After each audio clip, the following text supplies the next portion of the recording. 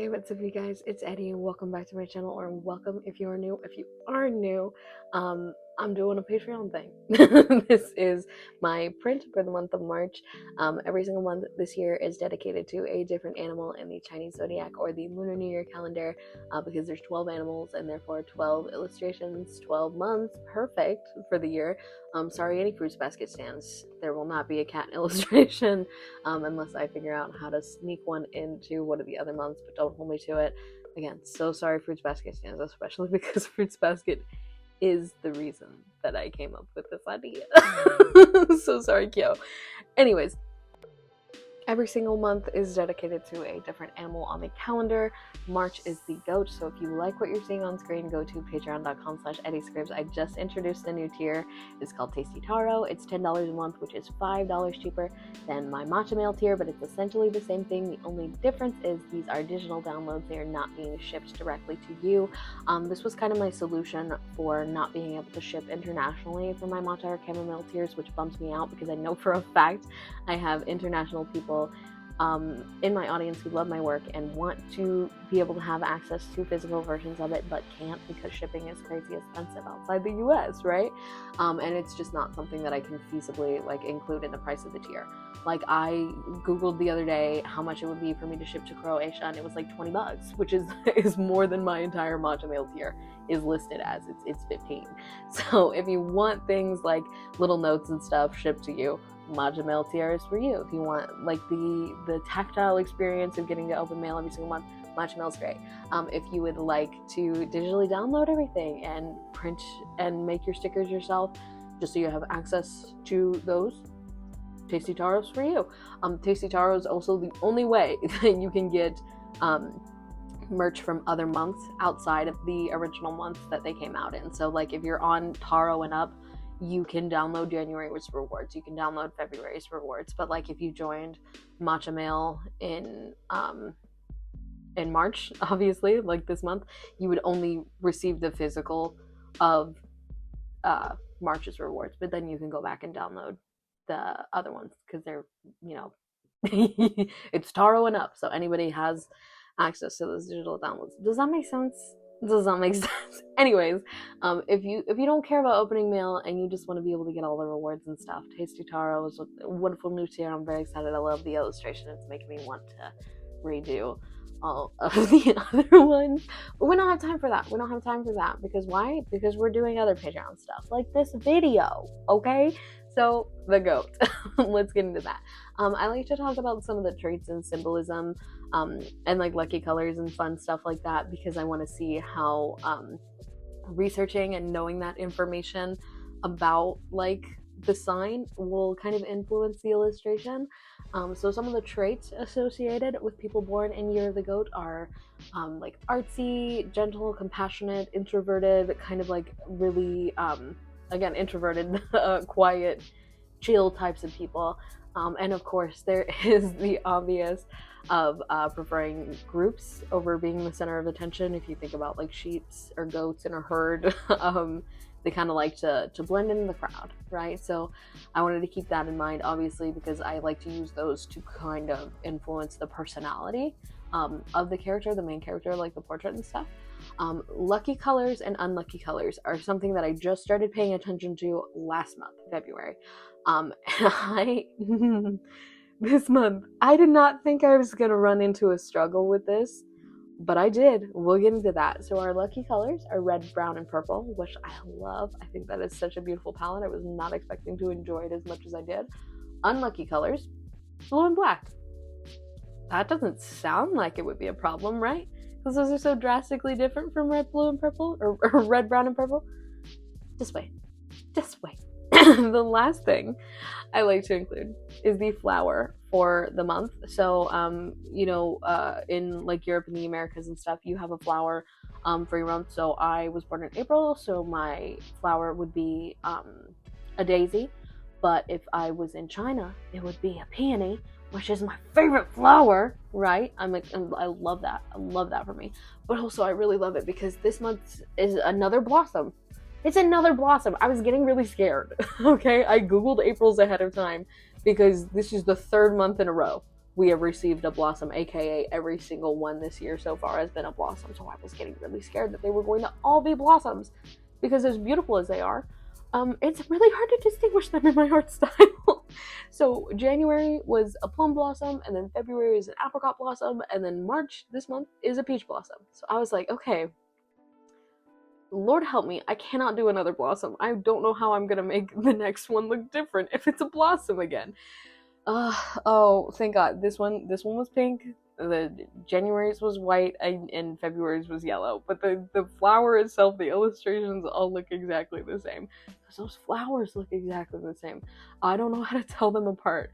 But the reason I like to include the flowers for every single month is because I know I had people that were on my Patreon for all of last year and will likely be on it again for all, if not most, of this year. So I really wanted these to be like illustrations that looked like they were part of the series, or part of a series, and not like just randomly like thrown together animal illustrations. I wanted to have something that like tied them all together and made them look as if, you know, they go together. Does that make sense? But because I interpret the animals so differently for each month, like January was a tattoo, February was a My Little Pony, because I was not about to draw a horse, and then this month is just a straight up goat. So obviously the animals are so different that I wanted something about the prints to like tie them all together. So we have a rectangular border, and then I like to include the flower for every single month. So again, this month is the peach blossom. So now that we have all of these traits and all of these symbols and all these things associated with the goat, let's move into how that influenced my illustration. So right away for this month, as soon as I realized it was the goat, I had an image in my head, and I swear to God I lost my mind because I cannot find this image anywhere. I fear I made it up. So I swear to you, I saw a goat in like those little babushka headscarves on TikTok. Can't find it on Google. I was literally getting AI image results, and that was making me so mad because obviously not helpful, and they weren't even in the right scarf. So I had to wing it. I had to wing it, but I knew that was what I wanted because I thought it would be really cute. Right? I thought it would be really cute. And then once I knew that's what I wanted the goat to kind of look like, the imagery for the person came together quite quickly after that, because my main thing is I wanted them to be matchy. I wanted them to twin, because I was like, okay, well, if we're like, you know, kind of blending in with the crowd, right, you're gonna do like a follow the leader type situation. You're gonna want to look the same as everything else around you. So I thought it would be so cute if I gave them little matchy scarves, and then also gave them matching physical traits as well, so they have the same eye color. And then they both have heart markings. For the portrait, it's a mole under her eye, and then you'll see later when I'm rendering the goat, unless I'm already doing it on screen, I don't know, because I'm not watching the Speedpaint when I do these voiceovers, because that would be very slow. It would not work for me. I gave the goat a little spot of a heart on their head, and I think it's so cute. The goat turned out, I'm flabbergasted about the actual like quality, I guess, for me of the illustration. I feel like the portrait looks really nice. I feel like everything's really proportional, and the goat I feel like is really adorable. For once, I did not like struggle through an illustration. I'm so serious. I was really expecting to not have a good time working on this piece because I've never drawn a goat before. But I think doing this series, and also I've been doing like almost daily warm-ups. If you guys saw my anime warm-up video, I've been doing a lot of those. I think it's really helping me vary my expressions, and I think it's really helping me to draw things that I wouldn't normally draw. So what I did for the goat was, when I did the initial sketch, which if you're on the Patreon you can see, I did it was kind of like blocky, and I didn't really like it a lot. So what I did was I was looking at like 3D models and stuff, along with like kind of like stylized but also realistic references of the goat, and I wasn't looking at them all at once. I just was kind of like looking at them, like moving around the 3D models, and then switching to the next style, and then switching to the next. And then after I kind of had like cataloged those in my brain, I was like, okay, I'm going to attempt to sketch it with a ballpoint pen. And then I dropped literally the cutest goat ever. I'm gonna leave it a Patreon exclusive because I'm so proud of it. I want to give y'all an excuse to go over there and look at it because it's just so freaking cute. It is so cute that I cut it out of the piece of paper that I had it on and taped it to my monitor, my Mac, because it was so stinking cute. I wish I did it on the sticker paper. It's adorable. So I had that initial sketch, and then it looked like a goat, and I was confused because, again, never drawn a goat. I think I've drawn a goat one other time, years and years and years ago, with extreme reference, and it looked terrible and scary, and it didn't look like a goat. So the fact that this one did, I was like, oh my god. And then when I took it into the print, I was like, okay, I like what I did with that initial one, but I want it to be a little rounder, so I squished its cute little face and made it a little softer, added some more fluff in the fur, which I've never rendered fur before. Well, I have rendered fur before, but not well. But especially not on a goat, right? So the fact that I kind of like was able to like get all the placements and stuff, I was feeling myself a little bit. I was feeling this illustration. I don't know. I feel like I popped off. I really, really like how the actual like line art of the piece turned out. I feel like the actual like drawing aspect of this is beautiful. I love it. I'm obsessed. Okay. Moving now to the colors, which I feel like is the most fundamental part of this piece, because it was the thing about this piece that drove me nuts. Not in a bad way necessarily, but it really pushed me, which I think is another thing that I love about this series, especially now that I'm incorporating the colors, because I didn't think to do that for January, because for January I was already thinking about like Lunar New Year, like as a whole lucky colors, like the red and gold. So that was already, you know, what I was going to do. I'm not necessarily focusing on like Snake's colors. I don't even know what they are because I didn't even think about researching them back then. But having this limited palette really forced me, I think, to think about the colors that I was using, to be more creative, to push my values a little bit more. And I had so much fun with it, but I had some hiccups, okay? I forgot, I was so sold on the lucky colors in my head, the red, brown, and purple, and knowing what I was going to do with those, that the other two, the unlucky ones, the blue and black, slipped my mind, right? So I had an initial thumbnail sketch that you guys might see me color dropping from on this piece, right? It took me, I think, almost halfway through the illustration for me to be like, oh my god, oh my god, oh my god, her undershirt is black. No, that's an unlucky color. I cannot do that. Okay, so I had to struggle. I turned the screen recording off. I went back into my drawing program. I was coloring over the thumbnail. I was like, okay, could I do white? Not really, because I feel like that clashes with the goat, and it's not really going to balance the illustration too much. I feel like it's going to draw your eye in a way that I don't want. I obviously can't do black, but I want something that's going to be contrasting with her shirt, which is going to be like a silky, like purple. So do I want to do purple? Do I want to do brown again? Her skirt's already brown. I don't want to do red because I want red exclusively for the scarves. So what am I going to do? What am I going to do? And then I freaked out and I asked my partner, and he was like, just do dark purple. And I was like, oh my god, you genius. Do a very dark purple where it's like bordering on black, but not quite black. So that was a quick save. But the thing that really got me was not the black, because I was only on one part. It was only on one part of the piece, and it was easily fixed by just darkening one of the colors, pushing some of my values, right? Blue. I didn't even think about the blue, because when I put the swatches down on, because I like to do like a little board of like my thought process for these for Patreon as well. So when I put the swatches down for the lucky and the unlucky colors, I used a literally primary blue.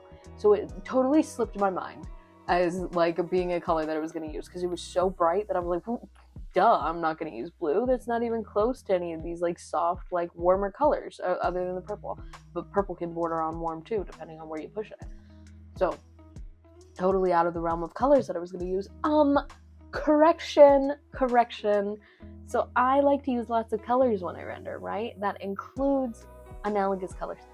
I like to render every single thing. Like if I pick a base color, I pick my flat, and then I use an analogous color scheme to shade that thing. So like if I'm using red, I like to shadow with purple and highlight with like orangey yellow / pink. Okay, analogous color scheme. So you know what's analogous with purple? Blue. It's blue. So the whole time I was looking at this piece and I was trying to be like, okay, don't shade with blue. don't shade with blue. Don't shade with blue, which is something that I do in almost every single illustration. I use a lot of purple and a lot of blue. I don't know how I didn't put two and two together that was going to be a thing that would challenge me. But I used a lot. I used a lot of pinky purples in this piece. And again, that was another thing where I was like, I feel like I'm really being pushed. I'm using colors that I would not normally use. I'm being forced to push values in a way that I'm not used to, and it's making me think really hard about the colors that I'm using and the marks that I'm putting down, because I did a lot of like hatching shading too, to kind of emulate texture. Like for the blouse in particular, I was trying to make it look like it was like a silky kind of material, but then also like using like hatching and stuff like that to kind of like push value in a way, if that makes sense. Like on the goat, for example, a little bit on the actual portrait, I used a lot of like little hatch marks around like the forehead and the cheek, because I wanted her to look like she had kind of higher cheekbones and stuff like that. I don't know, I used a lot of little marks. I was getting a very tactile experience out of working on this illustration, which was very enjoyable and very fun for me. But again, the colors, the blue was really tripping me up. But I think we got to it in the end, and then it came time to do the flower. I knew right away. So normally, for the other two pieces so far, I've just like thrown the flowers over top, which was fine. I mean, it was cool. It was an interesting way to incorporate them.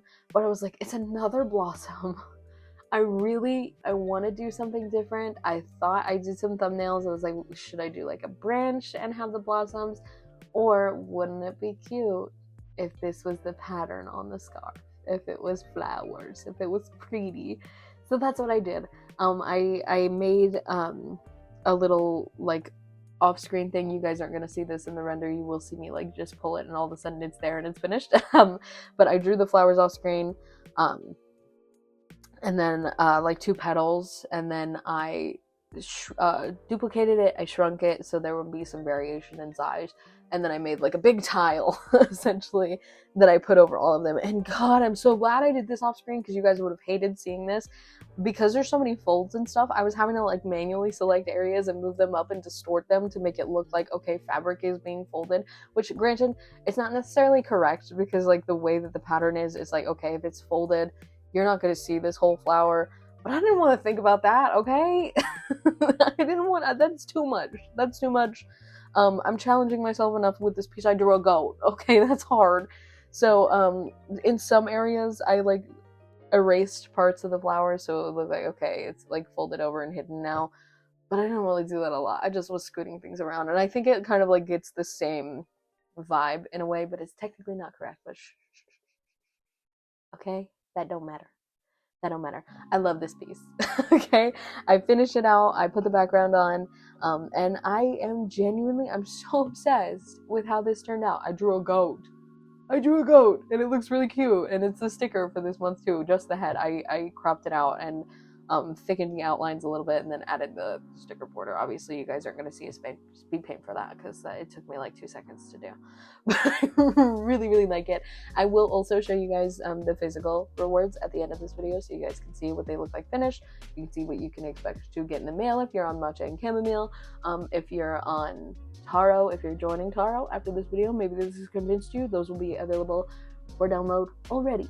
If you're seeing this video, they're already up. Hooray. But yeah, that is about it for this video, you guys. I hope you enjoyed. If you like my art and you want to see more, don't forget to like, subscribe, share this video with other people who might like my art as well, because my YouTube algo has been terrible lately. It's been very bad. If you're watching this part of the video, put a little goat emoji so I know that you're still here and you're chilling. Why are you chilling this late in the video? It's been a very long time. Thank you. If again you want to join my Patreon, that's patreon.com/eddiescribs. Huge shout out to all of my patrons that are currently on there. I love you guys so much. You guys are amazing.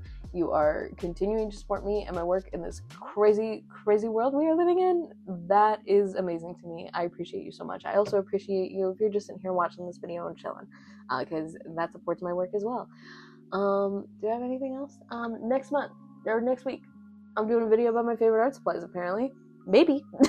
Sometimes I'll switch it up. But if you want to see what kind of art supplies I use, maybe check out my channel next week. You might see some of the things that I use. Anyways, I love you guys so much, and I'll see y'all in the next one. Bye.